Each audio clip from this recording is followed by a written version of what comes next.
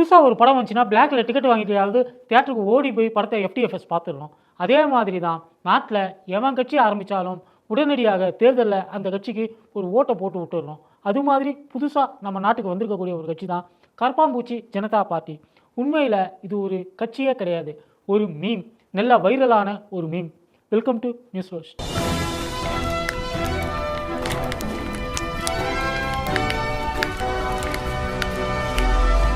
கடந்த மே 15ஆம் தேதி நம்ம உச்சநீதிமன்ற நீதிபதி சூரியகாந்த் ஒரு வழக்கு விசாரணையின் போது சர்ச்சைக்குரிய ஒரு கமெண்ட்டை காமெடியாக அடித்தார். இப்போ தான் நீதிபதிகளாம் வழக்குகளுக்கு தீர்ப்பு சொல்கிறத விட கருத்து அதிகமாக சொல்லிட்டு இருக்கிறாங்க. அந்த கருத்து எல்லாமே மறுநாள் நியூஸ் பேப்பரில் வருது, இன்டர்நெட்டில் வருது, வைரல் ஆகுது.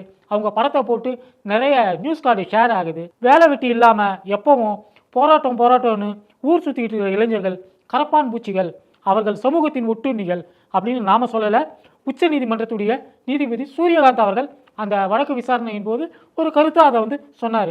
ஆம் ஆத்மி கட்சியுடைய ஆதரவாளரான அபிஜித் திப்கே அப்படின்றவர் இதை கெட்டியாக பிடிச்சிக்கிட்டாரு. நம்ம இளைஞர்களை கரப்பாம்பூச்சின்னு சொல்கிறாரு, கரப்பாம்பூச்சியெல்லாம் சேர்ந்து கட்சி ஆரம்பிக்கலாமான்னு இணையத்தில் அவர் காமெடியாக கேட்க, நிறைய கரப்பாம்பூச்சிகள் சேர்ந்து இணையத்தில் கரப்பாம்பூச்சி ஜனதா கட்சி அப்படின்னு ஒரு கட்சியை ஆரம்பித்து அதுக்கு ஒரு வெப்சைட்டை ஓப்பன் பண்ணாங்க. இந்த கட்சி தேர்தலில் போட்டியிட போதா, இது ஒரு பதிவு பெற்ற அரசியல் கட்சியா, அதெல்லாம் இன்னைய தேதி வரைக்கும் கன்ஃபார்ம் ஆகலை. ஆனால் திடீர்னு வைரல் ஆகிட்ட கரப்பாம்பூச்சி கட்சி அடுத்த கட்டமாக நிஜமாவே உருப்படியாக நாமெல்லாம் சேர்ந்து ஒரு வேலையை பார்க்கலாம் போல் இருக்குது, நிறைய விஷயத்தை நாட்டில் மாற்றலாம் போல் இருக்கு அப்படின்னு நினச்சாங்க. இளைஞர்களுக்காக நடத்தப்படுகிற கட்சி அப்படின்னு அறிவிச்சுட்டு அவங்க கொள்கைகளை அறிவித்தாங்க.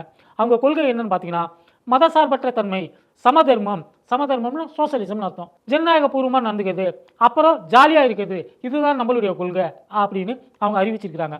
எங்கள் கட்சியில் நீங்கள் சேரணும்னா லேசியாக இருக்கணும், வேலை வெட்டி இல்லாமல் எந்த நேரமும் இன்டர்நெட்டே கெதியாக கிடக்கணும் அப்படின்னு ஜாலியாக சொல்ல, எத்த தின்னா பித்தந்திலியோன்னு புரியாமல் நம்ம ஜென்சி பசங்க ட்விட்டரு, வாட்ஸ்அப்பு, இன்ஸ்டான்னு களமிறங்கி கரப்பாம்பூச்சி கட்சியை நிஜமாகவே ஒரு கட்சி மாதிரி நினச்சி மில்லியன் கணக்கில் லைக் பண்ணி ஹார்ட்டின் விட்டு இப்போ பெரிய ஃபோர்ஸாக ஆக்கி விட்டாங்க. 3 Idiots ஹிந்தி படம் பார்த்துருப்பீங்க. ஹிந்தி தெரியாது போடான்னு சொல்கிறவங்க அதை தமிழில் நம்ம சிஎம் விஜய் அவர்கள் நடித்து ரீமேக் பண்ணப்பட்ட படமாக நண்பன் அப்படிங்கிற பேரில் பார்த்துருப்பீங்க. அந்த படத்தோட ஹீரோ ஒரு உண்மையான ஒரு கேரக்டர். அவரை வச்சு தான் அந்த படத்தோட கதையை எழுதுனாங்க. அவர் பேர் சோனம் வாங்சுக். இப்போ நார்த் இந்தியாவில் ரொம்ப ஃபேமஸான சமூக ஆர்வலராக அவர் இருக்கிறாரு. இவரை மாதிரியான ஆட்கள் திடீர்னு இந்த கரப்பாம்பூச்சி ஜனதா கட்சியை ஆதரிக்க நிறைய பேருக்கு இவங்க மேலே ஆர்வம் உண்டாயிடுச்சு. நீட் தேர்வு முறைகேடுகள் தொடர்பாக இவங்க திடீர்னு சீரியஸாகவே போராட்டங்கள் நடத்த ஆரம்பிச்சிருக்காங்க.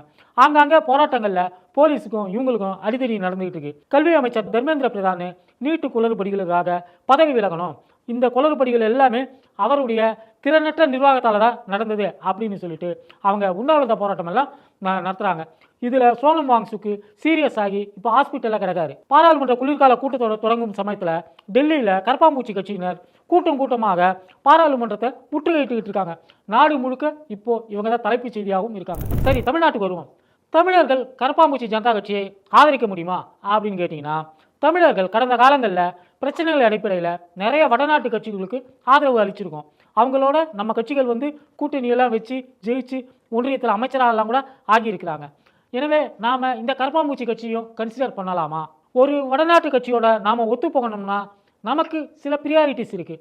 ஒன்று, கூட்டாட்சி மற்றும் மாநில சுயாட்சி. மாநில உரிமைங்கிறது நம்மளுடைய முக்கியமான ஒரு சாய்ஸாக இருக்கிறது. ஜிஎஸ்டி, நீட்டு, மொழிகொள்கை போன்ற பல்வேறு பிரச்சனைகளில் ஒரு தேசிய கட்சியுடைய பார்வை என்னவா இருக்கும் அப்படிங்கிறத நம்மளுடைய ஆர்வமாக இருக்க முடியும். 2, மொழி மற்றும் கலாச்சாரத்தை மதிக்கக்கூடிய பக்குவம் இருக்கணும். இந்தியா என்கிற ஒரு கூட்டாட்சியில் நாம் நம்மளுடைய தமிழ் அடையாளத்தோட பார்க்கப்படணும், மதிக்கப்படணும். பொருளாதார நிர்வாகம். தமிழ்நாட்டோட பொருளாதார நிர்வாகம்ங்கிறது வேலைவாய்ப்பு, முதலீடு, அடிப்படை கட்டமைப்பு, தொழில் வளம் மற்றும் சமூக நலத்திட்டங்களை அடிப்படையாக கொண்டது. இதை தமிழ்நாட்டோட நிலம், மக்கள் இவங்களை மனசில் வச்சு நாம் கஸ்டமைஸ் பண்ணி வச்சுருக்கோம். இந்த சூழலை டிஸ்டர்ப் பண்ணாத ஒரு மனப்பான்மை இருக்கக்கூடிய கட்சிகளுடன் நாம் ஆதரவாக நிற்கிறதுல நமக்கு எந்த விதமான நஷ்டமும் கிடையாது. 4, சமூக நீதி. நமக்குன்னு ஒரு இடஒதுக்கீடு கொள்கை இருக்குது. இந்தியாவிலேயே பிற்படுத்தப்பட்டவர்கள் மிக அதிகம் வசிக்கக்கூடிய மாநிலமாக தமிழ்நாடு இருக்குது. கல்வி வேலைவாய்ப்புகளை இடஒதுக்கீட்டை ரொம்ப ஸ்ட்ரிக்டாக அமல்படுத்தக்கூடிய ஒரு மாநிலம் இது. இந்த விஷயத்தை வட இந்திய கூலிங் கிளாஸ் போட்டுக்கிட்டு பார்க்கக்கூடாது. அங்கே இடபிள்யூஎஸ் நியாயமாக தெரியலாம். தமிழ்நாட்டில் இடபிள்யூஎஸ்ஐ ஏன் எதிர்க்கிறோம் அப்படிங்கிற தெளிவு அவங்களுக்கு இருக்கணும். பல 10 ஆண்டுகளாக சமூக நீதி, இடஒதுக்கீடு, மாநில சுயாட்சி, மொழி உணர்வுன்னு பல கொள்கை ரீதியான பிரச்சனைகளை இங்கே திராவிட அரசியல் நிலைநிறுத்தி வச்சிருக்கு. இந்தி திணிப்புக்கு எதிரான நம்முடைய போருக்கு கிட்டத்தட்ட 100 ஆண்டு கால வரலாறு இருக்கு. டெல்லியை ஆளக்கூடியவர்கள் ஆளுநர்களை வச்சு இங்க ஜனநாயகத்துக்கு எதிராக செய்யக்கூடிய அத்தனை திருகுதாளங்களையும் மாநில சுயாட்சி உணர்வோடு எதிர்க்கக்கூடிய மக்கள் நாம். இதெல்லாம் தான் தமிழ் அரசியல், தமிழ்நாட்டோட அரசியல், நமக்கான அரசியல். காங்கிரஸ், பாஜக, இடதுசாரிகள் இவங்க உள்ளிட்ட பல தேசிய கட்சிகளுக்கு இது எல்லாமே நல்லா தெரியும். பல சமயங்களில் அவங்க தேசிய அளவில் ஒரு கொள்கையும் தமிழ்நாட்டுக்குன்னு ஒரு தனி கொள்கையும் வகுக்க வேண்டிய கட்டாயத்தில் இருக்காங்க. உதாரணத்துக்கு மேகதாது பிரச்சனை எடுத்துக்குமே. மேகதாது பிரச்சனையில் கர்நாடகா காங்கிரஸ் ஒரு நிலை எடுத்தால் தமிழ்நாடு காங்கிரஸ் அதே நிலையை அப்படியே ஃபாலோ பண்ணாது. இங்கே தமிழ்நாட்டுக்குன்னு ஒரு தனி நிலையை எடுக்கும். பாஜகவுக்கும் பல பிரச்சனைகளில் நாடு முழுக்க வேறு ஒரு நிலையும் தமிழ்நாட்டுக்கு ஒரு நிலையும் எடுக்க வேண்டிய ஒரு கட்டாயம் இருக்கிறது. வேறு எந்த மாநிலத்திலுமே தேசிய கட்சிகள் எதிர்கொள்ளாத ஒரு சங்கடம் இது. புதுசாக வந்திருக்கக்கூடிய இந்த கரப்பாம்பூச்சி ஜனதா கட்சிக்கு நம்மளுடைய இந்த பிரத்யேகமான தமிழ் அரசியல் பற்றியெல்லாம் என்ன பார்வை இருக்குது அப்படின்னு நமக்கு தெரியல. நாம் நீட்டு தேர்வு வேணான்னு சொல்லக்கூடிய ஆளுங்க அவங்க என்னடானா நீட்டு தேர்வில் முறைகேடு நடந்திருக்கு, அதை சரி பண்ணணும், இந்த முறைகேட்டுக்கு காரணமான அமைச்சர் பதவி விலகணும் தான் போராட்டம் நடத்திட்டு இருக்காங்க. நம்மளோட மற்ற அரசியல் பண்புகள் பற்றி அவங்களுக்கு என்ன மாதிரியான பார்வை இருக்குது அப்படின்னு தெரிஞ்சதுக்கப்புறமா இந்த கட்சியை நம்ம ஆதரிக்கலாமா வேணாமான்னு அதுக்கப்புறம் கன்சிடர் பண்ணிப்போம். வீடியோ பார்த்தவங்க லைக் பண்ணுங்கள், ஷேர் பண்ணுங்கள், கமெண்ட் பண்ணுங்கள். இதுவரை நம்ம சேனலை சப்ஸ்கிரைப் பண்ணாதவங்க மறக்காமல் சப்ஸ்கிரைப் பண்ணுங்கள்.